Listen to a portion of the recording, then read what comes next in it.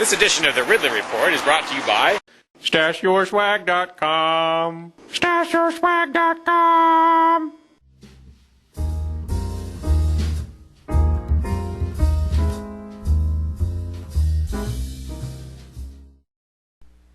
This is the only known photograph of an infamous deed, but it has resulted in a pro-liberty outcry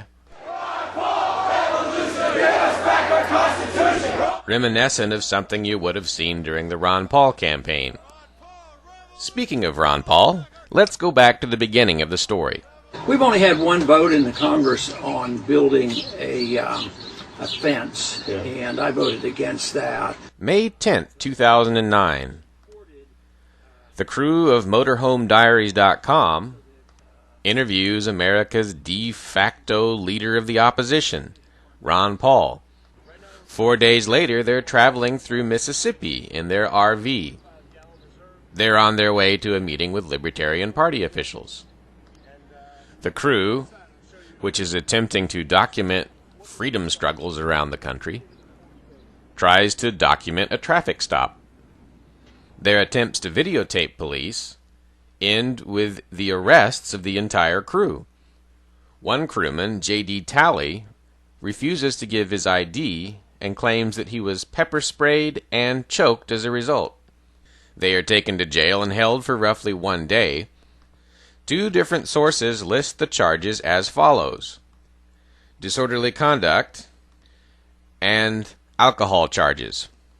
There are also reportedly firearms charges for simple possession.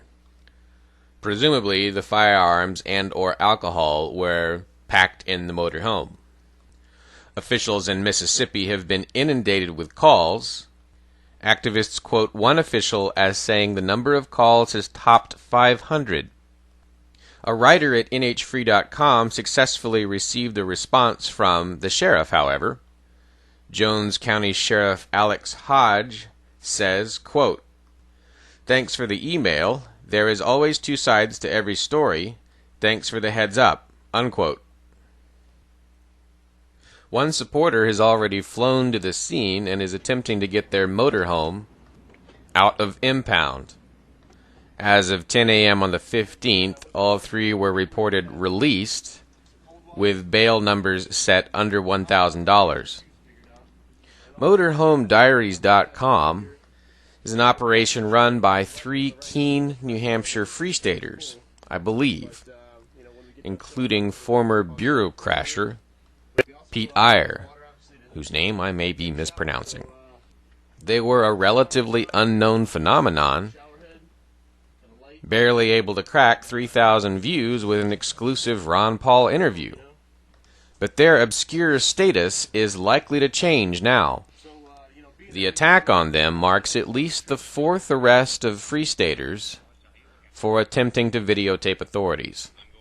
Why are you hurting that man? I'm guessing that their cameras must have been confiscated, or at least that they were unable to get any of the tape out safely from their arrest.